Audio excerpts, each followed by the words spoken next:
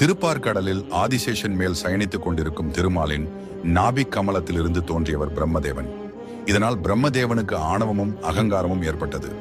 பிரம்மதேவன் வைகுந்தத்தில் உள்ள திருப்பார்கடலில் திருமாலை தரிசிக்க பலமுறை முயன்றும் முடியாமல் போனது. மனம் வருந்திய பிரம்மதேவர் பூலோகம் வந்து காஞ்சிபுரத்தில் யாகம் செய்து திருமாலை மகிழ்விக்க நினைத்தார். பிரம்மதேவன் தன் மனைவி சரஸ்வதியிடம் பூலோகம் வந்து யாகத்தில் கலந்து கொள்ளும்படி அழைத்தார்.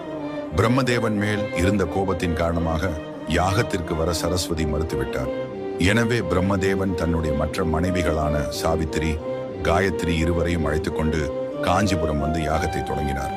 இதனால் பிரம்மதேவன் மேல் கடுமையான கோபம் கொண்ட சரஸ்வதி பிரம்மதேவனின் யாகத்தை அழிக்கும் நோக்கில் வேகவதி நதியாக உருவெடுத்து யாகம் நடைபெற்றுக் கொண்டிருந்த இடத்தை நோக்கி மிக வேகமாக ஓடி வந்தார். அப்போது பிரம்மதேவன் திருமாலை நினைத்து யாகத்தை காக்கும்படி பிரார்த்தனை செய்தார்.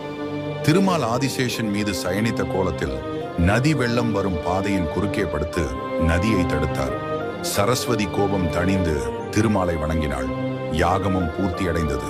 பிரம்மா திருமாலை வணங்கி தான் யாகம் செய்த இந்த இடத்தில் வைகுந்ததில் உள்ள திருப்பார்கடலில் உள்ள திருக்கோலத்துடனேயே காட்சி தர வேண்டும் என்று வேண்டினார் பிரம்மதேவன்.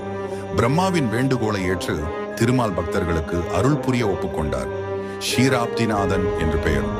ஊரின் பெயர் திருக்கரைபுரம். அதுவே தற்போது திருப்பார்கடல் என்று அழைக்கப்படுகிறது.